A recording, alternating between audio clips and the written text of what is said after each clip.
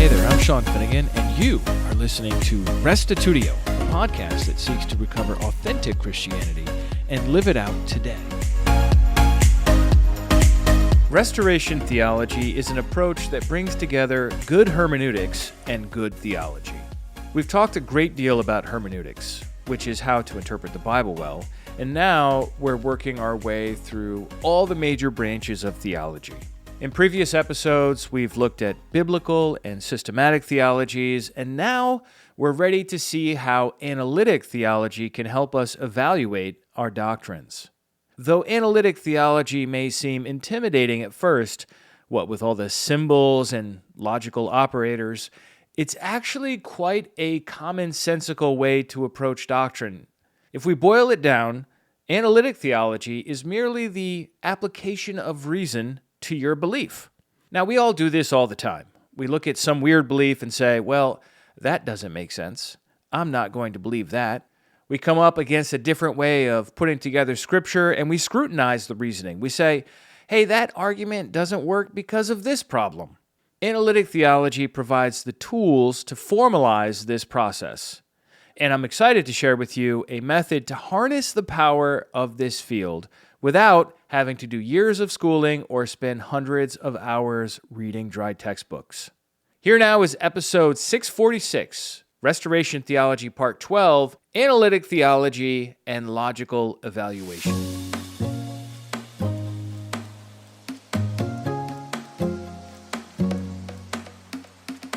So far, we've looked at biblical theology and see how an idea develops throughout Scripture. We've looked at systematic theology to understand clear statements of belief based on a final form.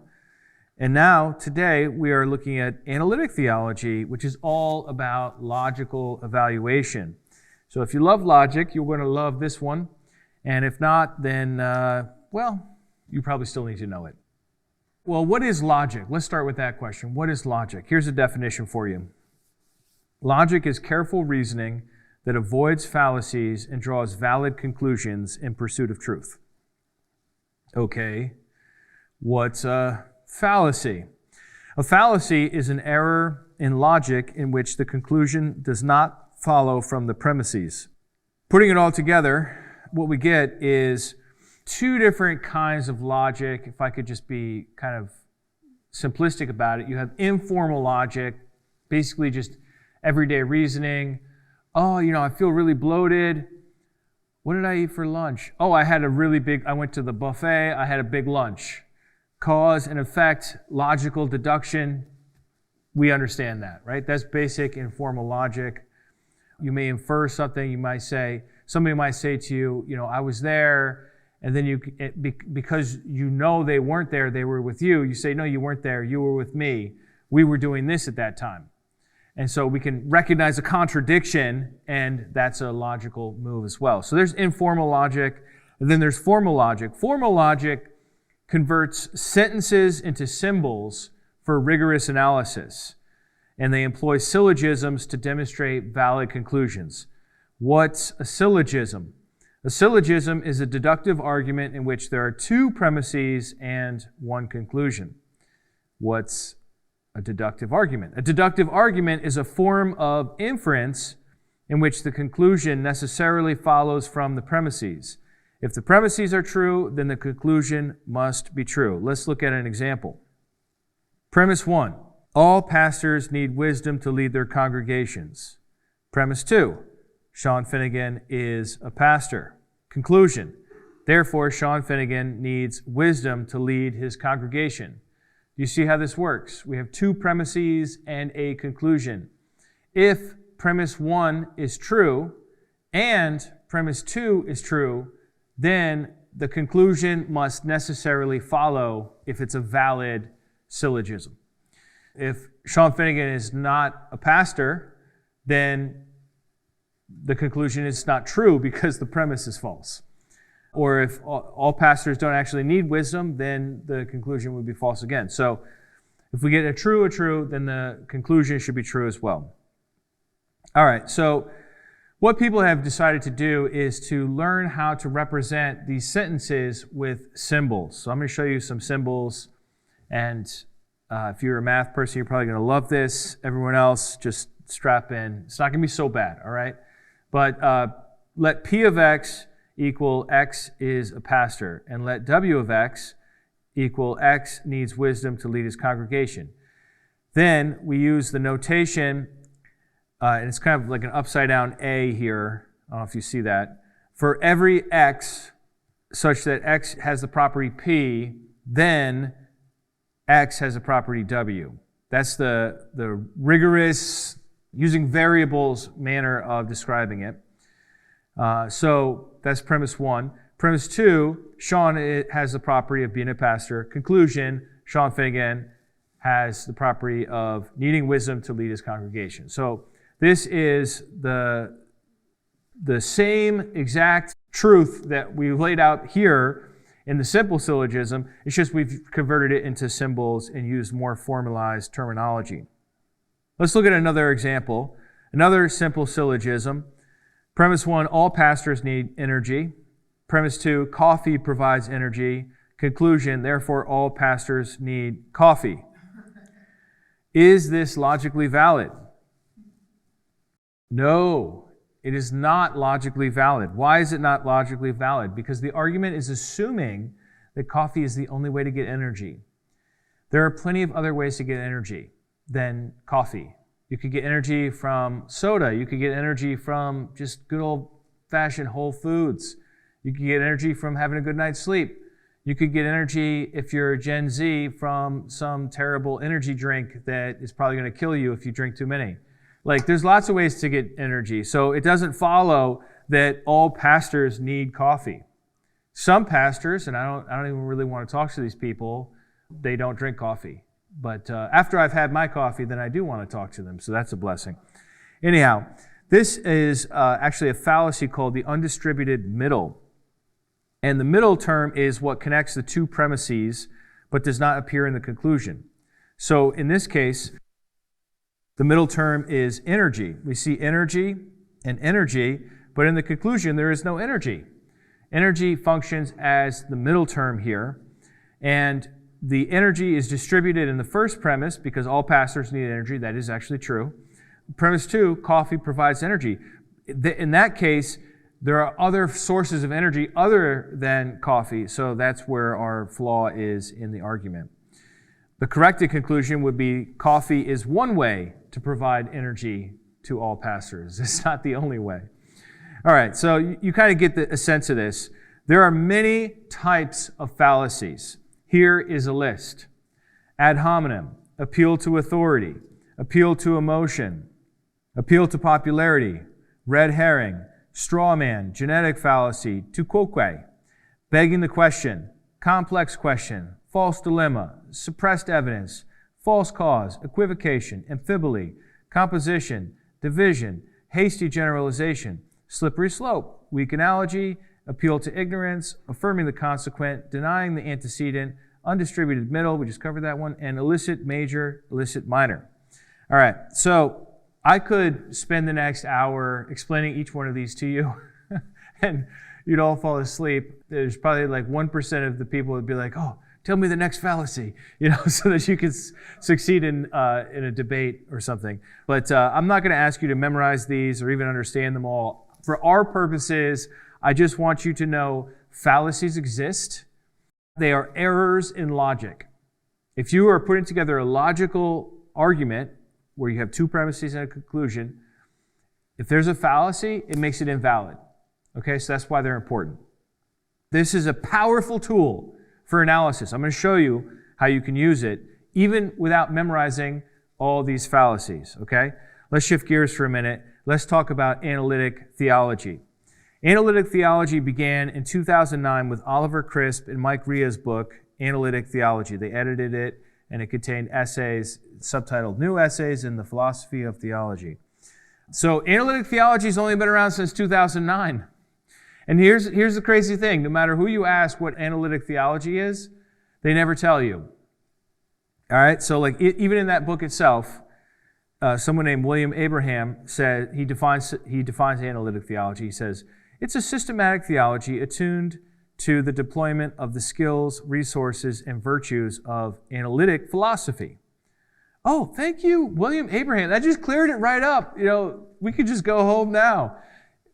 No, it's not clearing it up. You're just punting it downfield to say, well, actually, this is just analytic philosophy applied to doctrine or applied to systematic theology.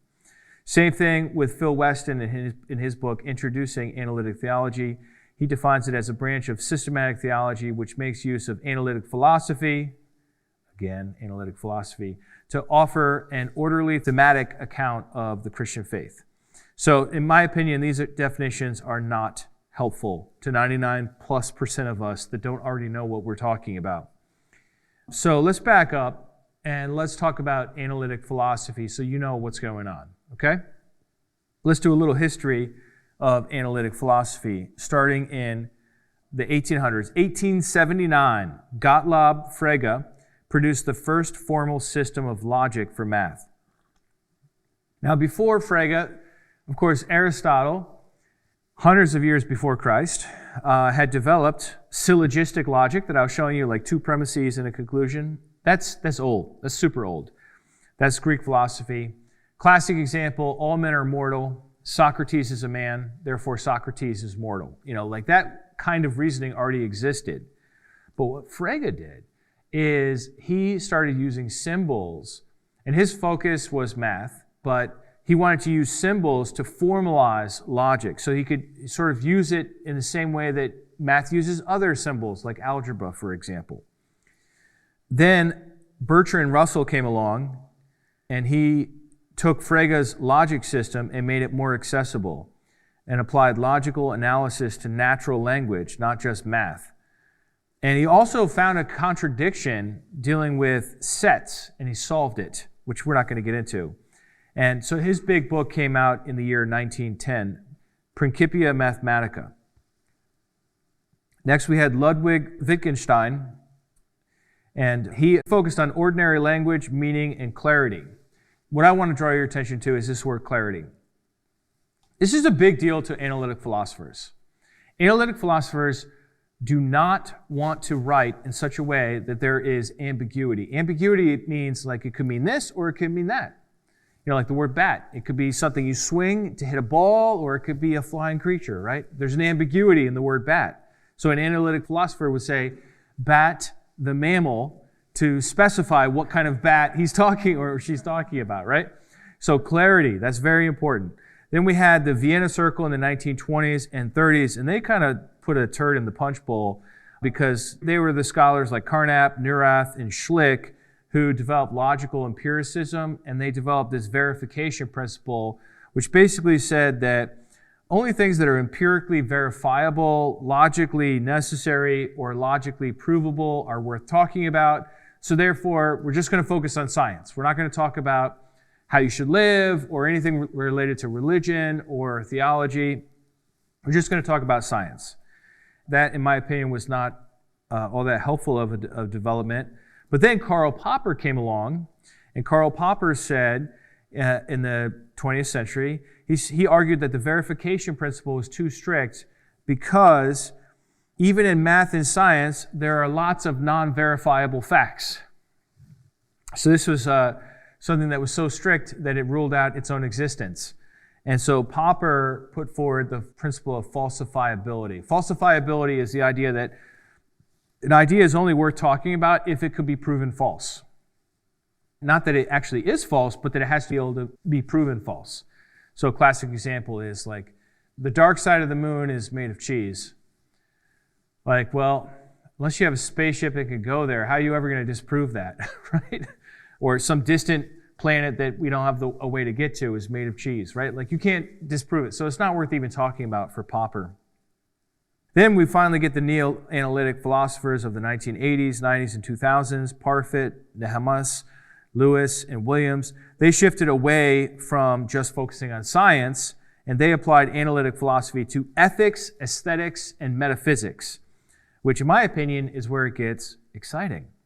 Which then leads us back to where we started with Oliver Crisp and Michael Rea, who said, hey, let's apply analytic philosophy to theology and see what happens. And that is how analytic theology was born. It was an outgrowth of analytic philosophy. Once again, analytic philosophy is just the whole enterprise of careful reasoning, especially using symbols and logic to test things to see if they're true. Analytic theology seeks three things according to Phil Weston. 1, conceptual precision. 2, logical rigor. And 3, transparency of argument. All right, this first thing, conceptual precision. Specify your idea with clarity and simplicity. Don't use metaphors or decorative language. Translate the idea into straightforward propositional statements. The analytic theologian has no time for flowery language or fancy analogies or stories about cats stuck in trees. The analytic theologian wants simple propositional statements that are easy to understand. Number 2 is logical rigor, which is where you write sentences that can be converted into those symbols that I showed you earlier. You want to have valid and sound arguments to show that an idea is truthful. So let me show you an invalid argument.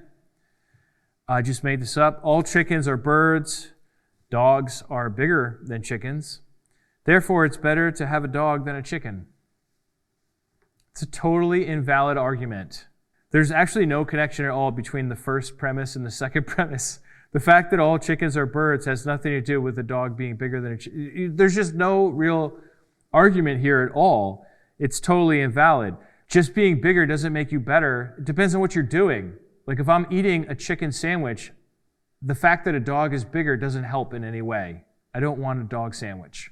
You know what I mean? That's gross. So that's an invalid argument where premise 1 and premise 2 do not lead to the conclusion. The whole thing is just invalid. Now, it's interesting though, because these premises are both true.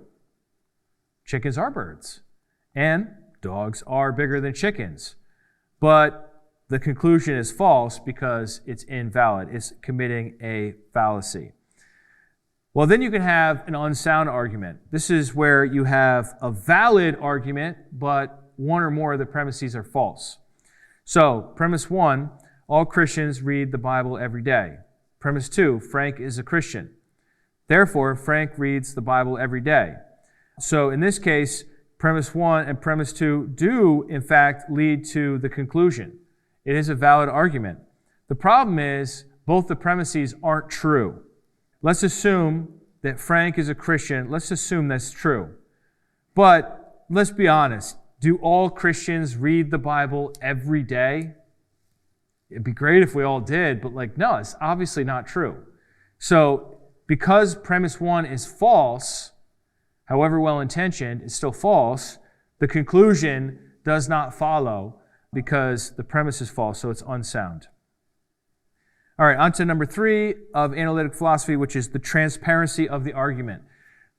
Analytic philosophers and analytic theologians want to show their work. You remember in math class, you'd have a problem and you would figure out the answer and write it down, and then you lose points. They're like, you didn't show your work. Right? So these guys want you to show your work. They don't want you to skip any steps. They want to see exactly how you reason, because it's all about transparency so that others can critique it and we can together grow in knowledge of what is true. So, how can you be transparent about your argument other than making your reasoning explicit? Spell out your assumptions. List out what your assumptions are. And list out what evidence you have for your position and what are the flaws in your position that you can see. The goal is to arrive at truth. All right, so that's a crash course in analytic theology. Let's see a method. How can you do analytic theology?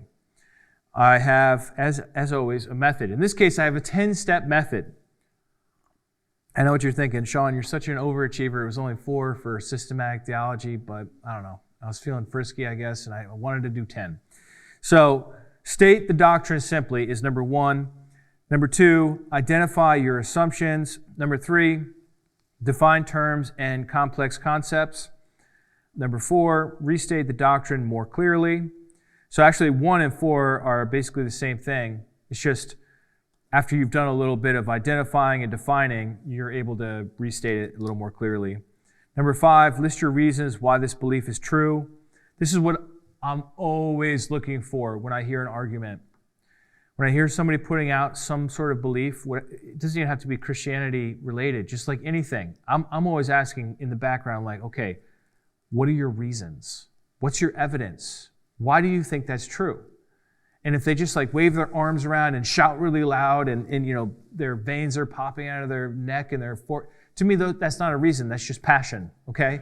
So like, yeah, sure, be passionate, but like you still get 0 points until you give me an actual reason. Number 6, use logic to analyze your reasoning. Number 7, search out objections to your belief. Number 8, respond to objections. Number 9, invite criticism of your position. And number 10, revise your doctrine in light of the responses. So we've kind of talked about some of this already, this idea of searching out objections to your belief. That would include difficult verses, and then responding to it. So we talked about that last time to some degree. But this is interesting too, inviting criticism and then revising. Those involved in analytic theology, because they're trying to show their work and make it transparent, they want others to come in and be like, oh, you didn't think of this, and it just proves your whole case. Like, that's actually good news for somebody that's committed to logic and reason, because that means that they're no longer believing something that is false. So they tend to be very open about getting feedback and making revisions. All right, so in light of the fact that, okay, we have this 10-step method, let's do an example together so you can see how it works. Let's talk about memorialism. Let me state the doctrine simply. Here's my doctrine of memorialism. In communion, the bread and wine symbolize Christ's body and blood as a memorial of what He has accomplished for us. Okay? That's how I'm just defining it. That's my starting point. I'm just stating the doctrine simply. Memorialism is that in communion, the bread and the wine symbolize Christ's body and blood as a memorial of what He accomplished for us. Let me identify my assumptions. Okay, so my assumption is that the Bible's true. Jesus actually lived. Jesus had a Last Supper, as recorded in the Bible, and, what He said at the Last Supper is authoritative for us as Christians. Those are all assumptions that I'm making without realizing it when I said my initial statement. Now I have to define terms and complex concepts. So, what terms would I define? Well, I need to define the word communion. Like, what in the world does that mean? Symbolize. What do I mean by symbolize? Memorial. What do I mean by memorial? That could mean different things. And then I need a fourth term, which is real presence. Okay? And that's not even in my argument, but it's so important because that's the other position. You have the memorialist position, which says Christ is remembered in a communion, versus the real presence position, which is Christ is actually present in the bread and in the wine. Okay, these are the two main views within Christianity today. And so I need to define these things. So what do I mean by communion? Well, I mean the Lord's Supper, the Eucharist, the ritual meal in which we eat the bread and drink the wine is a way of remembering Jesus' death. What do I mean by symbolize? Well, what I mean by symbolize is that the bread and the wine stand in for Christ's body and blood. A memorial is just something you remember. So memorialism is the idea that we're remembering what Christ did in the Christian ceremony of communion. And real presence, once again, is the idea that Christ is, in some sense, actually present in the body and the blood, or bread and the wine. All right, so now I have to restate the doctrine more clearly.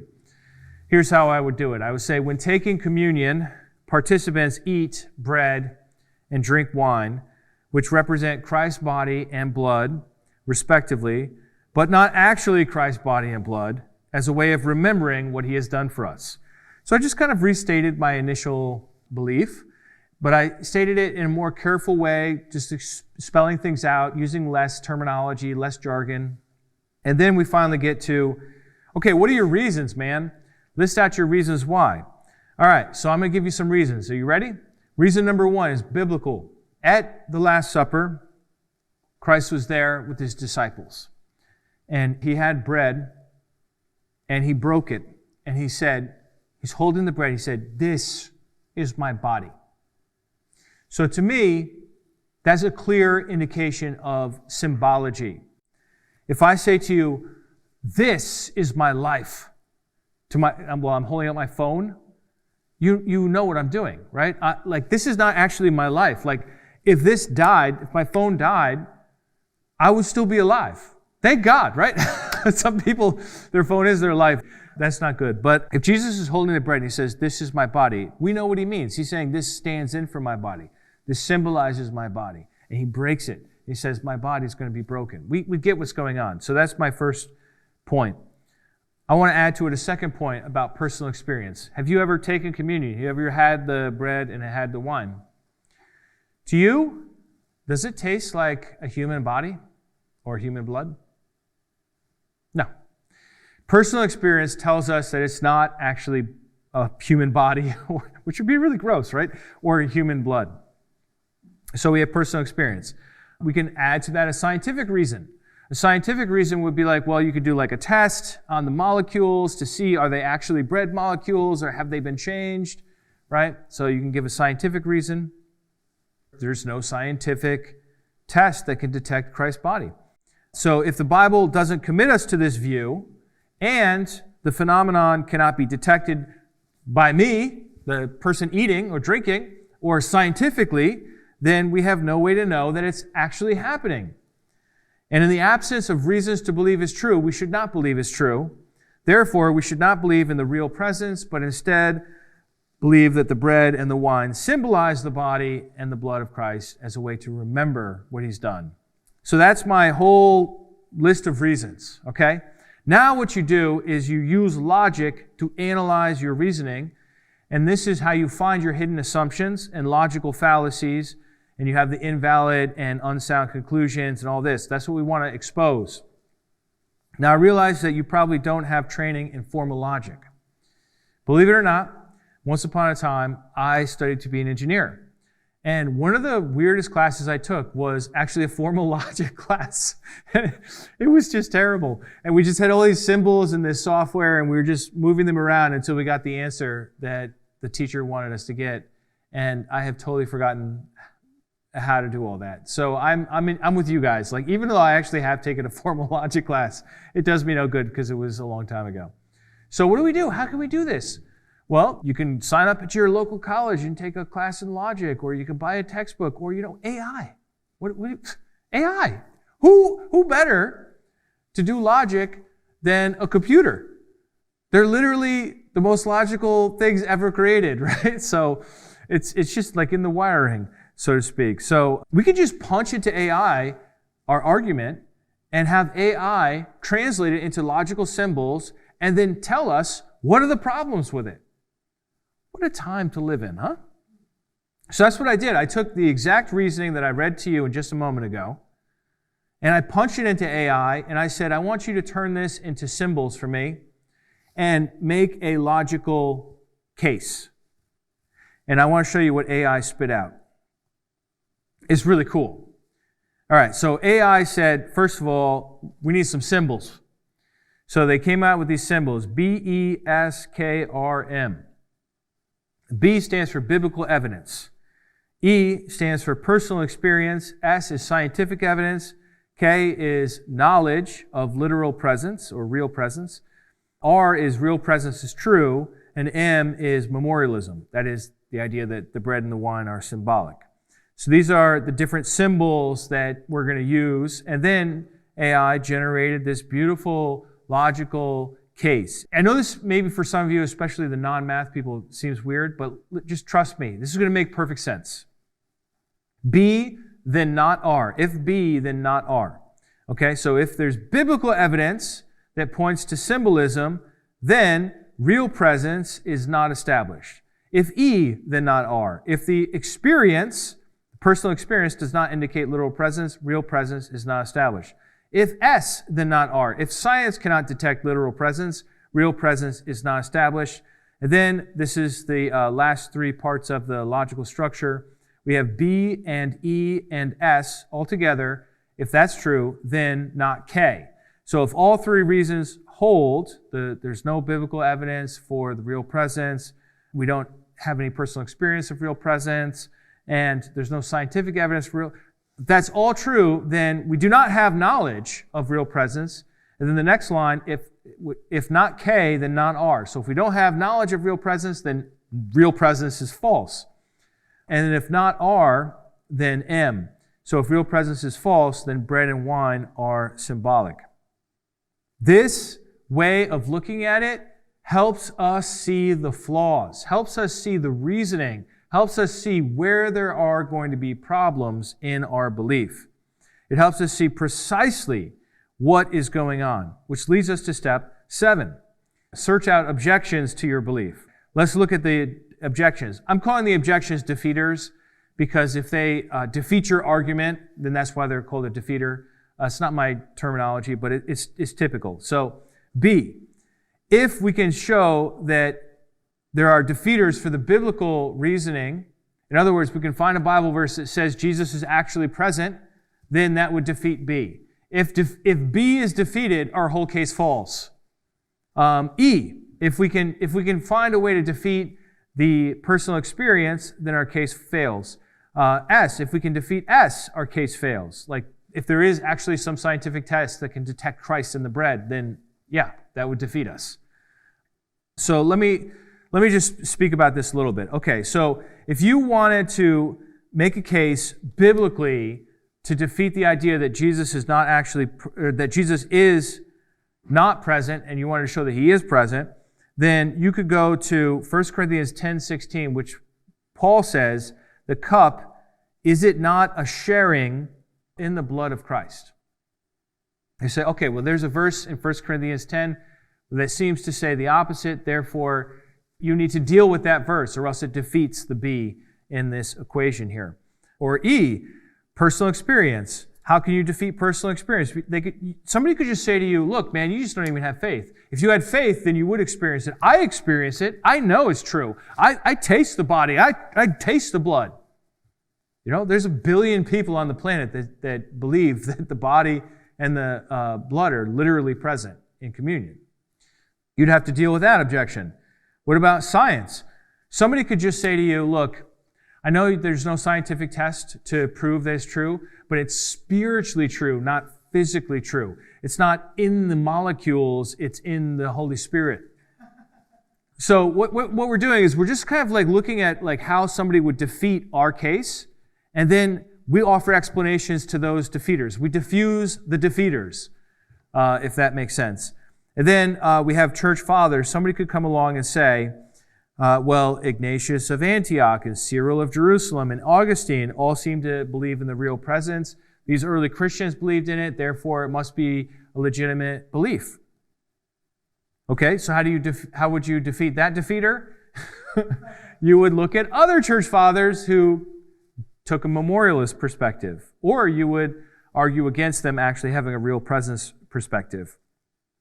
Then there's the logical defeater, number 1, which is not having knowledge of something does not imply that it does not exist. You know, just because you don't know something doesn't mean it's not true. So how do you handle that? And then the logical defeater number 2 is that if real presence is false, that doesn't mean memorialism is true, unless memorialism is the only other option. It could be both are false and something else is true. So the only way we were able to get at these flaws or vulnerabilities in our argument is because we use the logical system. What the logical system showed us is that if you can disprove B or E or S, this whole thing fails. And if this is false, if not K, then not R. If you can disprove that, the whole thing fails. If this is not true, that not R leads to M, or implies M, then the whole thing fails. So by having the symbols and seeing the flow of the argument, we're able to say, okay, we have some vulnerabilities we need to deal with. And then you can do the work to offer reasons why the defeaters are not effective at defeating, they're not actually defeaters. Oh, then you invite criticisms and revise the doctrine in light of responses. You know, I don't have a way to do that with you here right now, but that's important. Send your case to someone from a different camp, ask for feedback, find someone to debate. This is the value of debates, and then revise it. So if you want a nice example of this, you can see analytic theologian Stephen Nemish's book, Eating Christ's Flesh, a case for memorialism. He's an analytic theologian that literally does this. I mean, not exactly my 10-step method, but like he does this. He works through all the verses and all the logic and the church fathers to show that memorialism actually makes sense. Now, I mentioned a moment ago about church history. And that was my master's degree, so I love church history. Always found it so fascinating to study people who have come before us. Church history is something that actually shows up a lot when you talk about doctrine. You would think it would just be Bible, Bible, Bible, and logic, logic, logic, and maybe like personal experience. But like church history actually does come up a lot. And so for that reason, we're going to spend our next session looking at historical theology and doctrinal precedents as we continue through our class on restoration theology.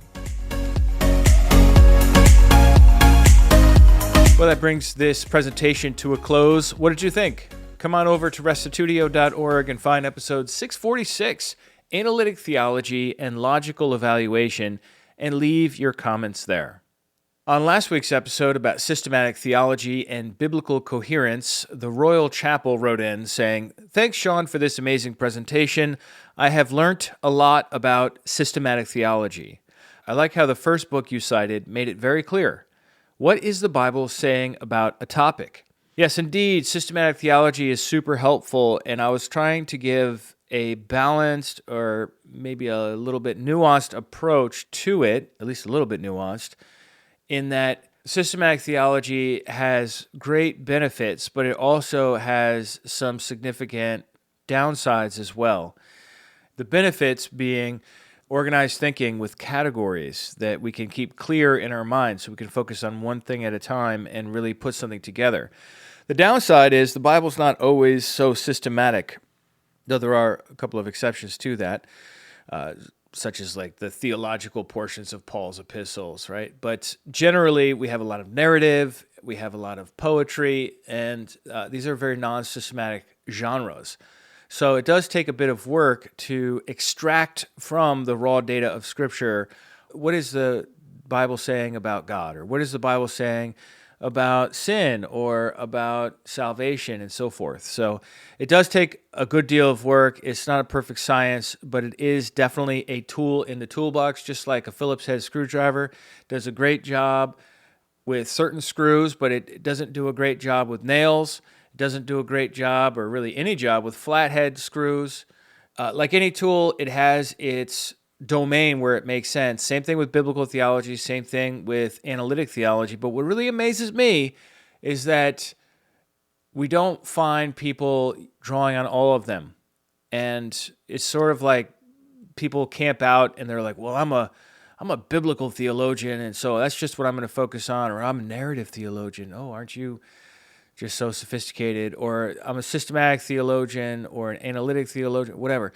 So what I'm suggesting for this class, and I don't know if this has been done by others before, but my suggestion is let's just learn from all of them. Let's look at them each as tools in the toolbox to help us figure out what beliefs are correct and which are incorrect.